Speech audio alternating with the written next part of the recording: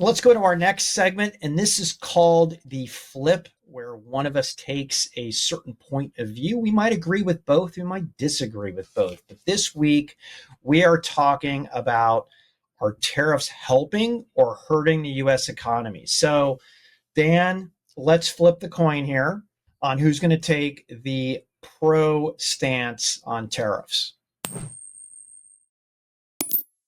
You know Dan, me, I think that was you. So go for it, Mr. Tariff Boy. I am all for the tariffs. Some people that have paid attention to my content may or may not know that this may or may not be my actual stance. That's the funnest part about the flip. But look, Pat, the United States has the world's largest trade deficit. It's in the over $1 trillion heading into this year. The Trump administration genuinely believes that we're being taken advantage of by countries around the world. We have exported almost all of our major industries and manufacturing.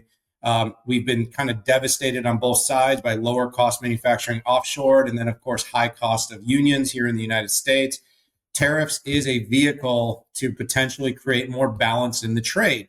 Having said that, I'm not only for the idea of tariffs to help the U.S. economy. I think it's about evenness and balance. So if we charge tariffs, whether that's China, who charges us tariffs, the UK charges us tariffs, Germany charges us tariffs, France charges us tariffs. So these trading partners that we kind of act like we're making some obscene and inappropriate gesture to charge them something for our goods and our services being exported to them, don't actually, it doesn't stand on its own merit.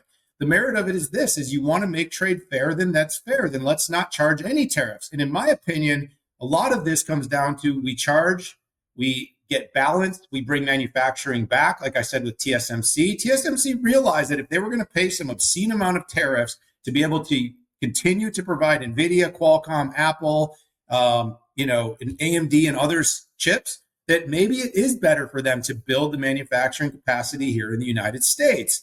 So we are in a situation where that is the outcome, that is the goal. The Trump administration, the people that voted for it, wanted to bring stronger manufacturing, middle-class jobs back to America.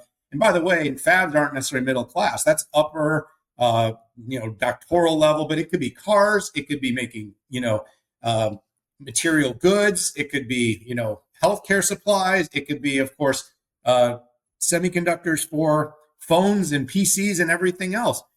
We want to bring more manufacturing back.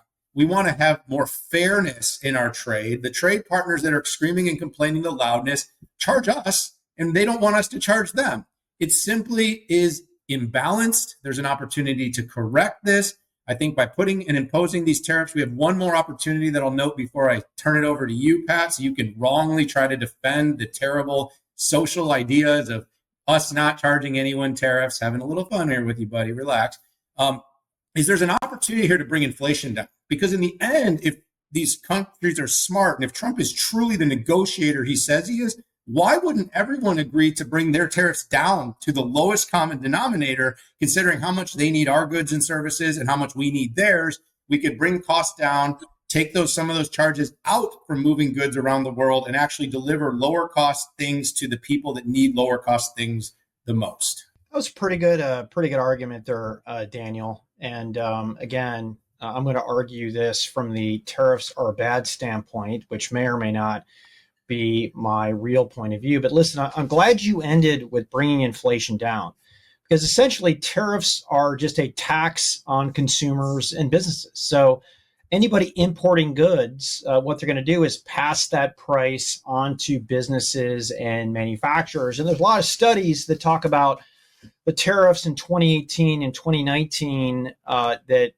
put those costs right to poor Americans, consumers, and small business. And it in the end, it really slows job growth and hurts GDP, real GDP, not inflationary GDP, because essentially anything that we produce here in America requires lumber. It requires, let's say, for homes, it requires metal, which goes into building our cars.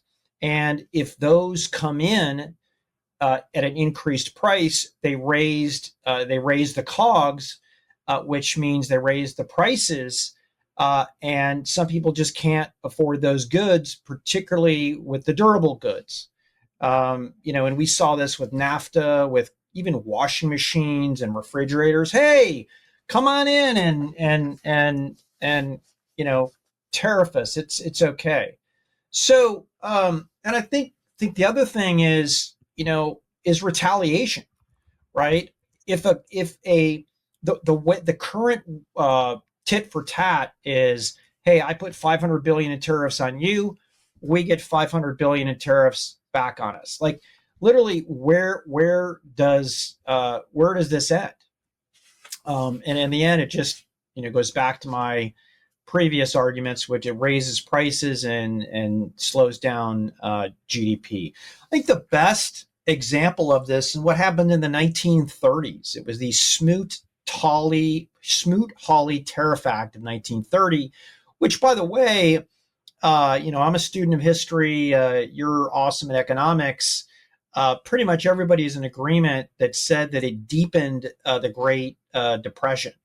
It really got us into this lose-lose type of situation. So, in the end, tariffs are taxes on consumers and small businesses. It weakens the job market, shrinks consumer buying power, impacting GDP, and damages our export competitiveness.